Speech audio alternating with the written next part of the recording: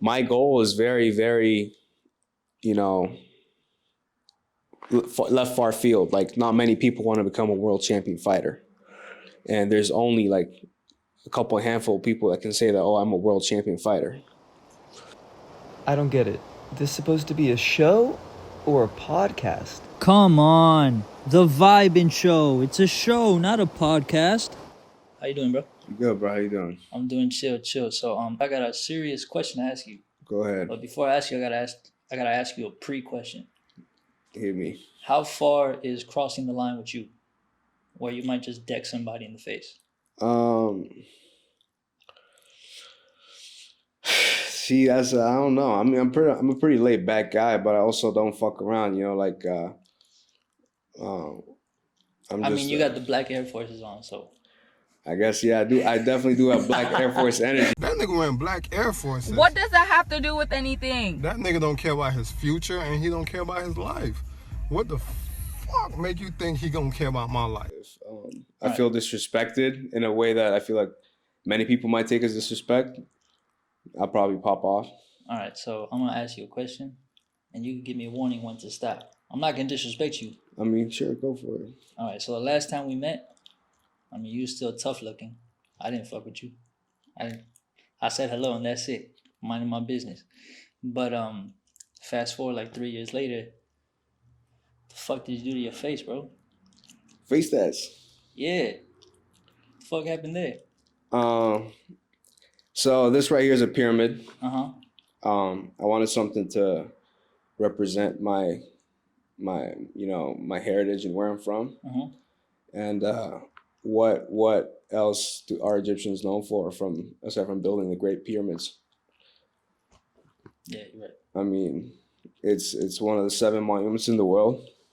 And I feel like it just represented who I am and where I'm from, and I take pride in that. Okay, and what about this one right here? This is a crook and flail. It's a symbol of authority. Okay. I feel like I have an authoritative, figure. I bring that energy, and I just wanted to put that on my face, All right, and what made you go ahead and put it on your face? It was actually, it's a very ballsy move, I know, because many people don't start with face tats as some of their first. Oh, those were your first. This was my second. My first one was this one right here, the Eye of Horus. Okay. That was my first tat. And then I was sitting around the tattoo studio, and the guy's like, "Oh, bro, how do you feel like a pyramid on your face? It would look pretty dope." I was like, a pyramid would look dope. And then he tried it out, and I liked it. I'm like, you know what?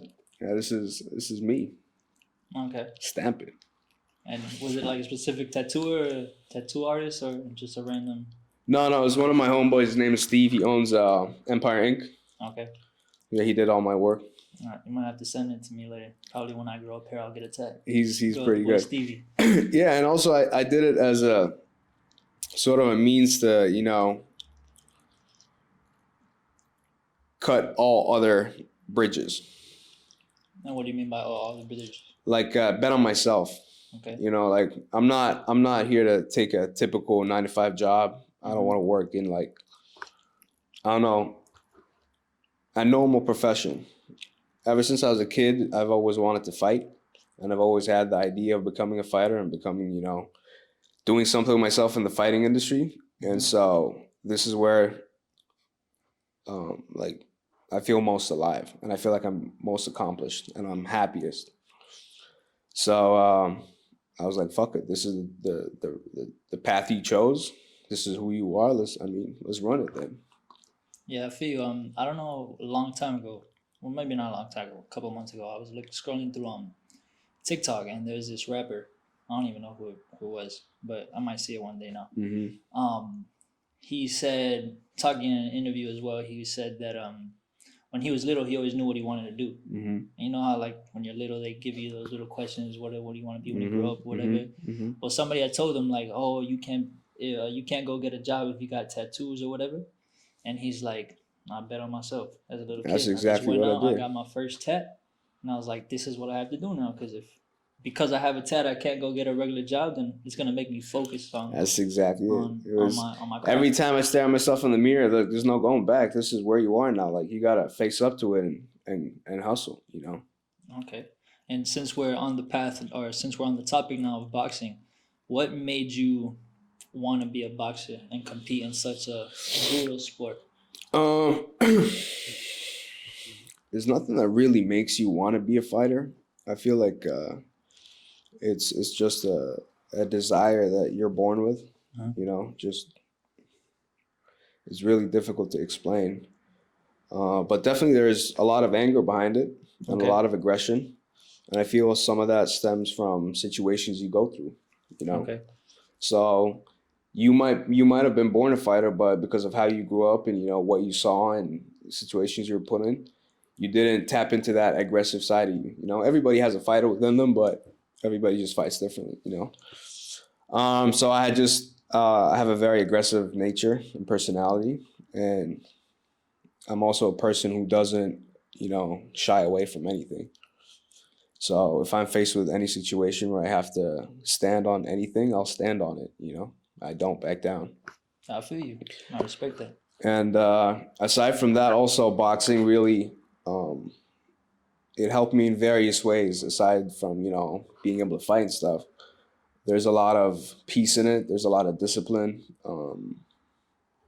There's a lot of beauty in it. Aside from, you know, just standing in there and trading punches with somebody else. As much as it's an ugly sport, the process of working your way out and, you know, becoming a world champion, there's a lot of beauty throughout that career. Can you expand on that beauty?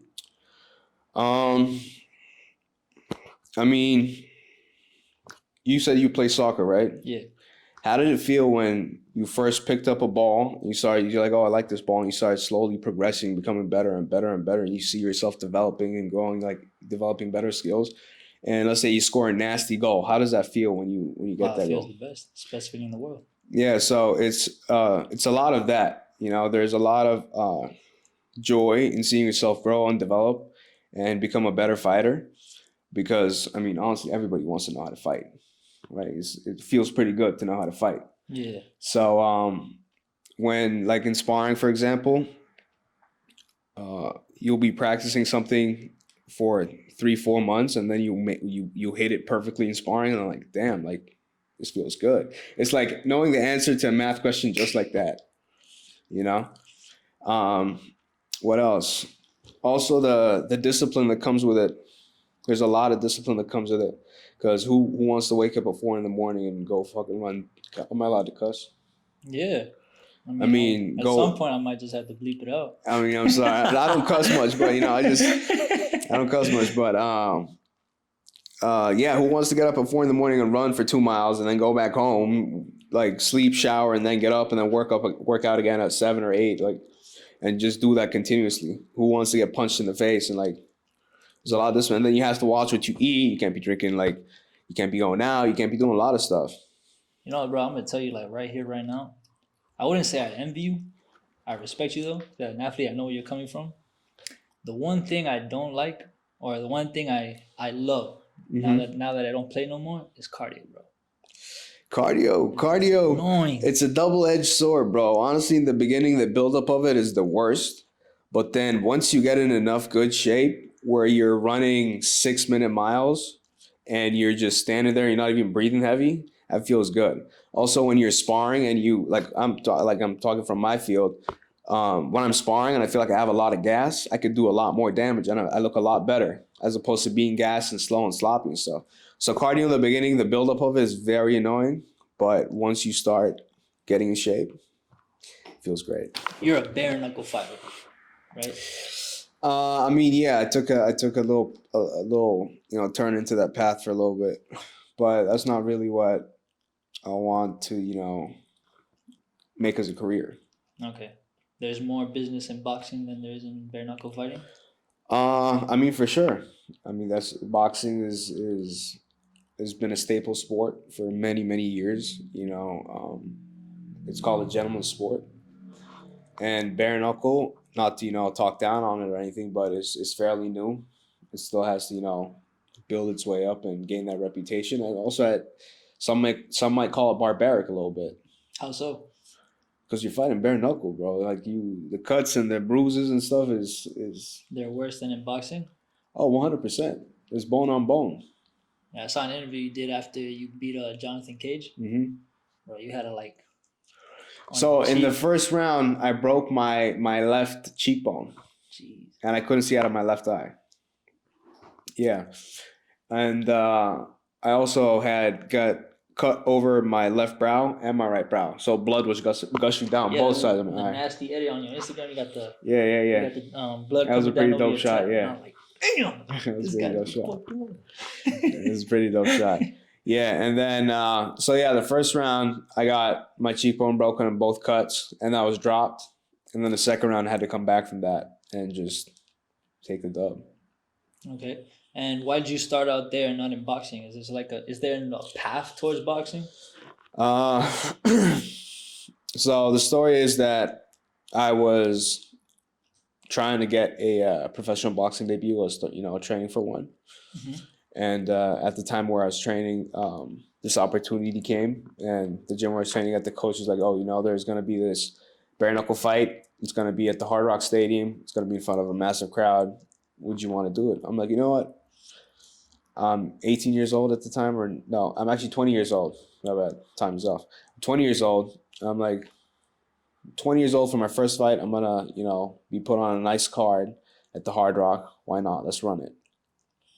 And then my first fight was pretty good. I made a decent amount of money. And then I was like, let's do it again. The second fight came on. This time it was in the convention center in downtown. Okay. It's also a pretty nice place for my second fight. And I was also able to collect a decent amount of money on that too. Okay. And so I just figured it would be a good way to get the nerves off before I step into boxing. And fighting bare knuckle and then boxing. Now I fought without gloves. Let's fight with gloves. It's not going to be as threatening. Okay, but the punches could definitely be harder, right? There is definitely more brain damage in boxing because it's 12 rounds and it's 3-minute rounds. And bare knuckle is how many? Bare knuckle is I think it's 5 2-minute rounds. Okay. But the damage you get from bare knuckle is not as bad as boxing because bare knuckle is more like lacerations and cuts and stuff, as opposed to boxing where you can get like internal brain bleeding and stuff like that because you're wearing a glove and it's like getting hit in the head with a baseball bat. Okay. And I know you already answered this question, but you got like no, how do you say, second thoughts whatsoever causing that type of damage to somebody else? No, I mean when it comes down to it, I don't hesitate. So I don't know if you see my first fight, but as soon as that bell rung, I didn't even think twice.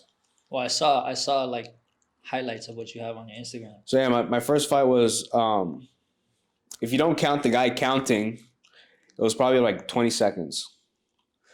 As soon as my bell rung, everything was silence. As soon as that bell rung, I didn't hear anything until I dropped the guy, and then all of a sudden the crowd just comes in. Yeah, because you're like in the zone. I'm in the zone. I was blacked out. I was like on a mission, and I was really focused on getting the job done that night. That's kind of like the beauty of sports, or I guess the beauty of doing something that you really love and like. Because like when I played soccer and when I do now from time to time, bro, like when you step on the field and you just start touching the ball, it's like nothing. Your mind goes blank. You don't feel anything. You just feel at peace. So yeah. How is the path? How are you gonna get your first fight in boxing? Like, how does that work? You said you need like your promotional fight. What is it? My pro debut. Your pro debut. Huh? So a pro debut is your professional debut into whatever sport you're gonna play. Okay. So since I have not debuted yet in professional boxing, I still have to build my pro debut for that. And how do you do that? Basically just train, get myself in shape, and then get a good fight and just fight. I already have a management team behind me. I just gotta get myself in good shape and fight. Okay, and is it like, because I could more or less understand like the business side of boxing from whatever, but like how does that work? Getting the fight done and whatnot, like what goes into like getting two men in the ring to just who knocks the other out first? Yeah, so there's a lot that goes into that. There are certainly two different ways you could go about building a pro debut. The first way is which is pretty common. I feel like a lot of people do it, is that they fly to Latin America or Yeah, somewhere down south. Mhm. And they fight in small towns for $500 or like Like something you $300. see at Creed at the beginning of the Creed movie. Yeah. So that's how they build a fighter's record. And they do that for a while until they build a decent enough record to, get on a decent stadium and, gain attraction and then find a promoter and sign them. Get a decent card and then. Okay. So yeah, they basically they fight nobodies until they have a good enough record to at least fight somebody, and then they have the chance to beat that somebody to actually become somebody, And do your 2 wins in bare knuckle fighting count towards your career? No, boxing and bare knuckle are not correlated. I mean, it's on my box rec, but it's under a different sport. Okay.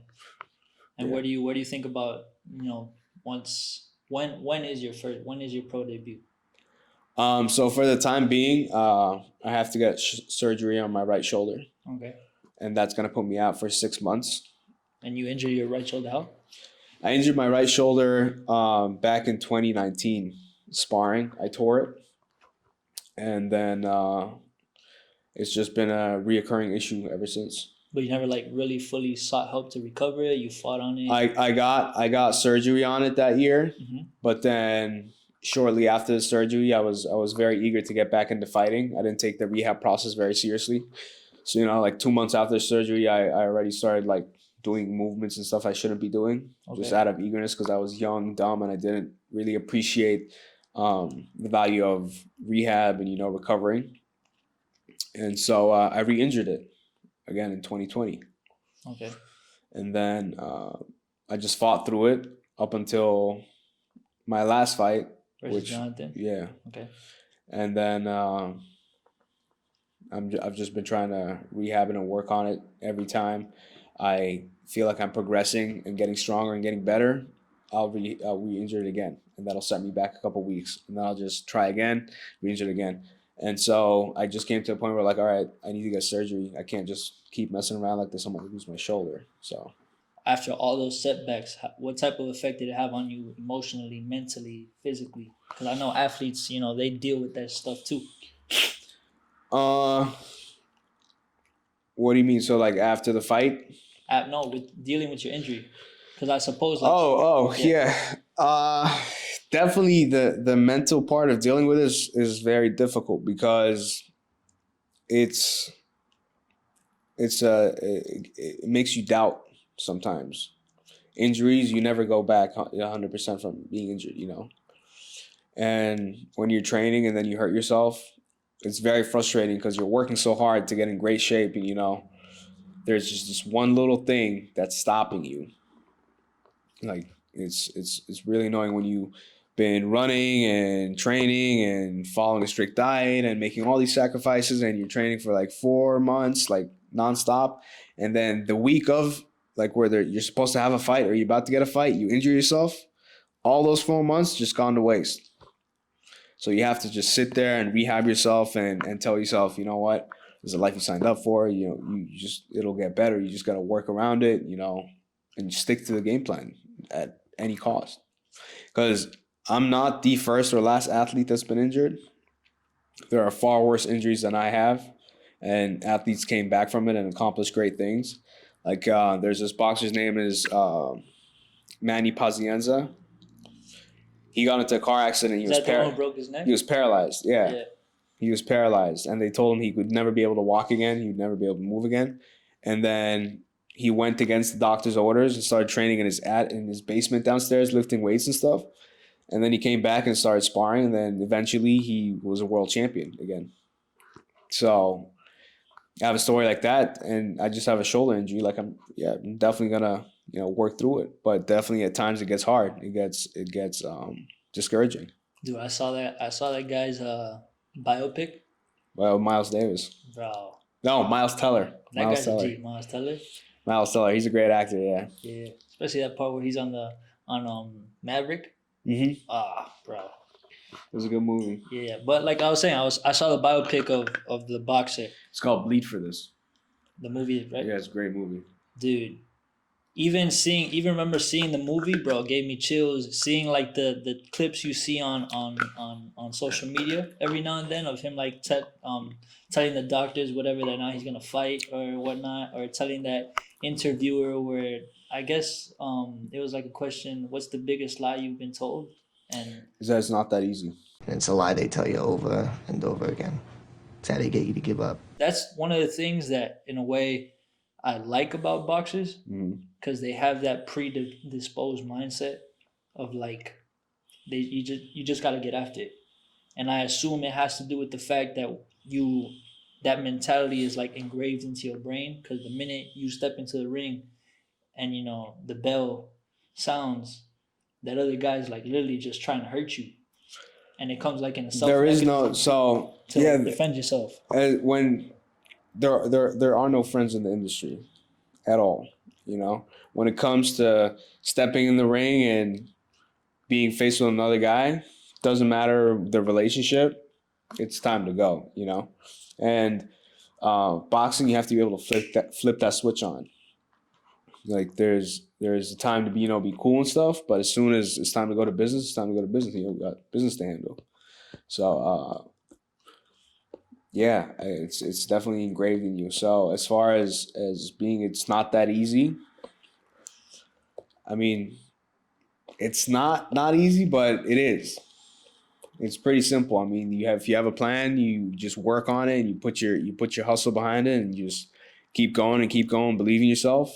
Eventually it'll become that easy where one day you'll just find that you're right where you've been praying for. Yeah, I feel you. Honestly, bro, like I'm gonna be completely honest with you. Like I mentioned at the beginning and when we saw each other just now, I don't remember much about you. So because we only ever met once. But everything I know about you is what I see on social media, on your page or whatnot, and what Pachito back in the day when he had an Instagram, he reposted one of your stories, and it goes back to your mindset and like your impeccable mindset. Like really respect that, and you're just talking about mental health, and you're preaching on people who suffer with anxiety, with depression, with all that stuff, and telling them to go out and seek help. What are your personal battles with mental health? Because I know like you come off as this very strong person, but for you to go out and admit that you also went through stuff like that is really encouraging for a lot of people. I mean, I feel like everybody experienced some type of, anxiety or depression or whatever it is. Like they suffer with mental health issues. It's pretty common nowadays, unfortunately, and I feel like it's because of the stigma that's been around like society that sort of makes people feel like they're not good enough or they're not living up to someone's standards because everything around us has been so artificial and stuff like that. So I feel like the majority of people now are either very anxiety or they're very upset and depressed at where they're at in life and stuff like that. So what do you think the reason for that is? Social media. I think social media has created a very false narrative of how you should be living life and how you should look and how you should feel and a lot. I feel like social media has been shaping the minds of a lot of young people, and I was born in '99, so I'm 23 years old. Okay. I got not so much of like. So we're both 99 then. Yeah, I didn't get so much of the. I can't say that I'm like a real '90s baby where I played outside without any electronics and stuff. Like I had a PlayStation and stuff like that. But I also was born, and I feel like on that cusp where I was hanging out with my friends outside and doing like cool stuff before social media really started popping off. But I feel like all this generation coming up is all about just fake endorphins. Yeah. You're just living a life to try and impress other people. Yeah, that's something that I noticed myself, because I told you earlier, suffer with anxiety and depression, and especially during that time when COVID hit, when we were locked inside. I feel like a lot of people got hit bad with COVID because, like I was telling you, to circle back to social media, I think people are not able to just be alone with themselves for long periods of time, because then they have to face the reality of whatever it is their reality is. If you're unhappy with yourself and you have to be alone and, you know, away from people, you're going to start having inner thoughts and not being happy. If you're unhappy inside, there's only so much you can go for before realizing, oh, I'm unhappy, you know? And so COVID really gave everybody opportunity to be with themselves for a little bit and see what they're all about. Yeah, like especially like back to that time, man, I spent hours and hours and hours on social media. Of course, I didn't really have much to do. Nobody had anything to do, bro. Everything was closed. Yeah, yeah. So if you weren't on your phone or watching TV, like what else are you going to be doing? You couldn't leave the house. Yeah. But there were people who did that, and then there were like I wasn't really during COVID. I feel like I was the most active in hustling and training that I was since, I don't know, being like 18. COVID, I feel like I really thrived. Okay. Because I was not just gonna stick around and wait for things to happen and everything to open up. Nah, if I wanted to go train, my coach, he was like against all that COVID stuff. So I want to go train. The gym was open. I go train at the gym. You know, I still found a way. Okay. Okay. Yeah. Man, you got me caught up with all your motivation. Oh, I'm sorry. I'm sorry. I'm sorry. I'm sorry. Yeah, I was like, I'm trying to say something. He's like, nah, I got this. Give me the mic, whatever. Nah, go ahead. It's your show. Go ahead. Nah. It's all good. You good, bro. But you were talking about anxiety and depression and COVID and stuff. So I was saying, yeah, COVID got a lot of people messed up. Yeah, like so for me, my struggles with mental health is like, it's a very like rocky one. Mm-hmm. I never really admitted it at first. I was very more of a tough persona as well. Mm-hmm. I learned from a very, very young age, around 12, 13 years old, that I had to hold a lot of stuff in, Mm-hmm. just go straight forward with it. So during my college life, from the very beginning to the very end now, Mm-hmm. I dealt with depression and anxiety. Mm-hmm. And kind of noticed now, after I got the help, I got on the medication, and I'm in a better place, that social media really had a big impact on that. Because for me, for my whole entire life, up until I stopped playing soccer, all I really wanted to do was play soccer. Mm-hmm. Train, work out, do the right nutrition, never going out on the weekends, you know, staying in, doing all that type of stuff, and focusing on that dream that like you kind of like buy into, like that's really what it's going to be about. Mm-hmm. Right? And then when it hits you when it hit me that wasn't it for me, that really meant like turned the screw in my mind. What now? And like, what now? Exactly. So I got to a place where it's like I'm on social media now, and because I didn't know what it is that I wanted, Mm-hmm. I was seeing everybody else kind of like, not in a way, I wouldn't say pretend, but living a good life and be like, damn, I want that, in a way. Yeah. I'm getting caught up in all that stuff and whatnot. But now, fast forward now and seeing all that stuff, I don't even worry about that. I still deal with the fact that at times I spend a lot of time on social media, Mm-hmm. but I preach on the fact of putting the phone down and living in this moment in time. Mm-hmm. And I realize now that like you can't really take what you see on social media seriously. Like people, You don't really know the reality of it. Yeah, You can. people- I can point a camera at you right now and make you cry, and people don't understand what's really going on. exactly. And it's like people are never going to show you their bad side. Everybody's going to want to show you their good side, like what you said earlier. Mm-hmm. Everybody wants to give off this idea that they're living this good and high life, when Mm-hmm. in reality that picture, that video, that story, that tweet was a moment in time, rather than Yeah, I've been in situations where people will literally be at the club like sitting like this, and then as soon as a camera goes on them, like they're popping and stuff like that. But just as the camera goes off, they're just back to, just. dude. Yeah. I went when I was at the U, I went out with these new group of people, and we went to the wharf or whatever. Mm-hmm. Chill people, or at least they seemed like it. And just like you said, like just chill, relax. They seem like kind of quiet down, mute, I would call it. Yeah, they're not very social butterflies. Exactly, like they paint off to be. But then when they found some space to grab a few cool pics, like, hey yo, let's go, let's grab pics, poses or whatever, I was like, you're not getting caught off guard. You're like forcing this. And I left or whatever. I went away. But yeah, that's kind of like the things that you see now. I've never been one to really, pose a lifestyle or fake a lifestyle, because I just really think that's corny. Mhm. Because all right, you're posing something that you're not. You can only do that for so long.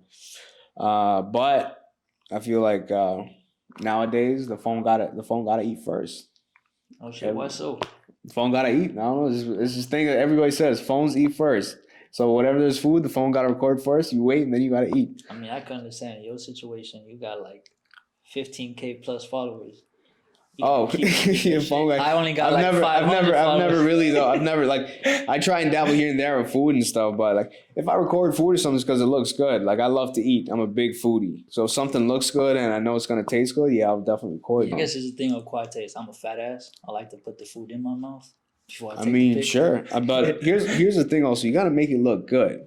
Like I like things that look good. So if I see a nice scenery outside or something, I'll record it like it looks good.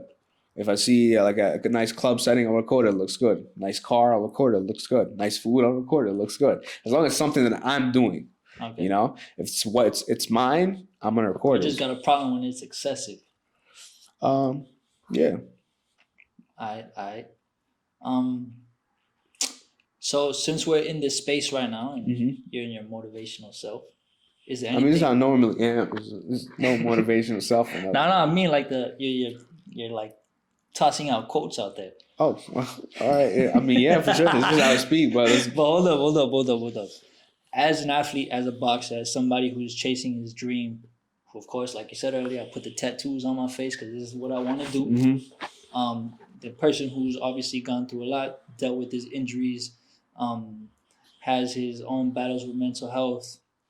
What do you tell people out there who are chasing a dream, who are on their path, who are going through a struggle right now? I mean, just don't give up. As corny as it sounds, and as cliche as it sounds, just don't give up. Keep showing up. Put one foot in front of the other. Some days you can't make it out of bed, and some days you feel like you can carry the whole world. Just keep going. At some point, it's gonna get better. And really having belief in something, like at least talking on my behalf, my goal is very, very, left far field. Like not many people want to become a world champion fighter. And there's only like a handful of people that can say that, oh, I'm a world champion fighter. So that journey and that road is very hard to, dedicate yourself to.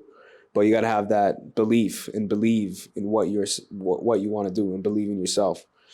So I feel like believing in yourself and, getting rid of self-doubt is a major key, because doubting yourself, you're going to look in the mirror, you're not going to be happy with what you see. So you're going to talk down on yourself. And once you start talking down on yourself, that's where everything starts to go left. You start missing out on opportunities, feeling like you can't go out, staying home and just feeling like you're not good enough. Once you start feeling like that, then you're going to start giving up on your dreams. It's going to be really hard to accomplish what you want to accomplish. But so just don't give up. Keep going. If you're already in hell, I heard this on Instagram. Somebody said, if you're already in hell, why stop there? If you're already hurting and, you feel like crap and you feel like the world's going to end, you're just going to lay down? I can't. Just keep going. The person who I like to see a lot is Steve Harvey. Steve Harvey, his story is incredible. He says a lot. He says a lot of you see a lot of videos of him as well. And he has like two. He has one about manifestation. What come out your mouth is what's going to come back to you. It's the law of attraction. If you think big, you'll be big. If you think small, the power of you'll manifestation is real. I was introduced to that theory in I think it was 2018 or 19. I didn't really know much about manifesting. And that's when everything started happening, when I started putting my thought into things. You have to be very careful what you think, because thoughts are things. They become your reality. If you think about your problems, you're going to have more problems. But if you think about your solutions, you're going to start looking for more solutions. If you have a positive outlook on life, everything's going to be a positive opportunity to change whatever situation you're in. But if you look at a negative outlook on life, everything is just going to be more of a reason to stop you from doing whatever you want to do. You just got to be positive. Yeah. Yeah, man, you're right. You really are right. So winding down to the end of the conversation, and something that you said previously before is that like a lot of boxers or a lot of people who are chasing their dreams, they don't have no sort of self-doubt in any way. They're confident in themselves. No, don't get me wrong. There's always doubt. Have you had your own bouts with self-doubt? Oh, for sure. I feel like everybody has self-doubt. Okay. Anybody tells you they don't have even a little bit of doubt would be lying. But I feel like it's through the hard work and getting myself through the proper training, putting in that work, that makes me get rid of that doubt, because I believe in my work ethic and I believe in my ability to, when I put my mind to something, I'm able to accomplish it. So yeah, before like anything, there's always going to be a little bit of question, but you put in the work and you do everything you have to do. There's nothing to be worried about. There's no doubt.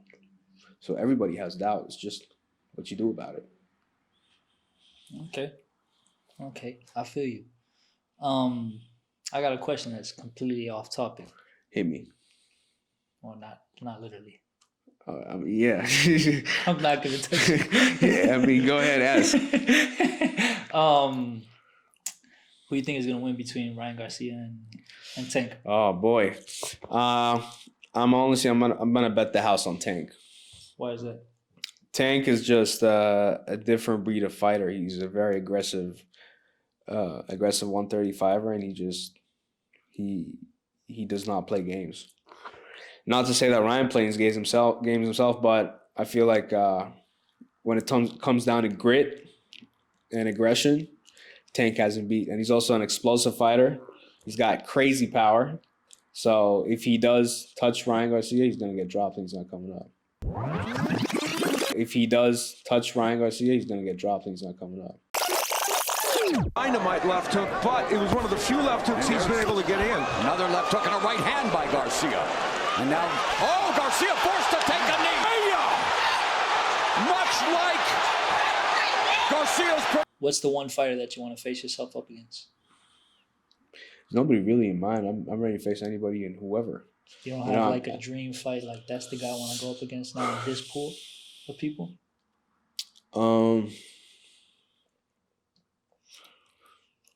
Whoever's at the top. There's not a certain fighter that I definitely want to fight, but I'd say my favorite fighter is Gervonta Davis, and it'd definitely be cool to share the ring with him someday.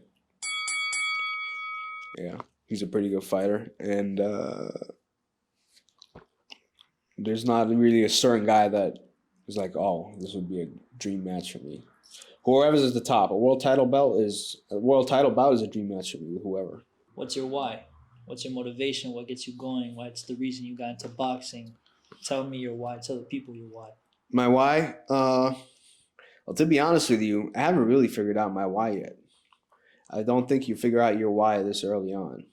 You have reasons for doing things. I'm not just doing this just to do it. I definitely, I'm trying to support my family on my own, be able to provide for them with everything they want someday, and just elevate them into a much bigger level, start something massive here. Being an immigrant here, I want to build something myself, put my name on it. So that goes across everything. Aside from fighting, just as far as everything, just hustling. So my why is just, I don't know, just to put myself and my family in a better position. All right, respect. Thank you for coming on my show, man. Pleasure, man. Thank you for having me. I'm the best ever. I'm the most brutal and vicious and most ruthless champion there's ever been. There's no one can stop me. Lynx is a conqueror. No, I'm Alexander. He's no Alexander. I'm the best ever. There's never been anybody as ruthless. I'm Sonny Liston. I'm Jack Dempsey. There's no one like me. I'm from their claw.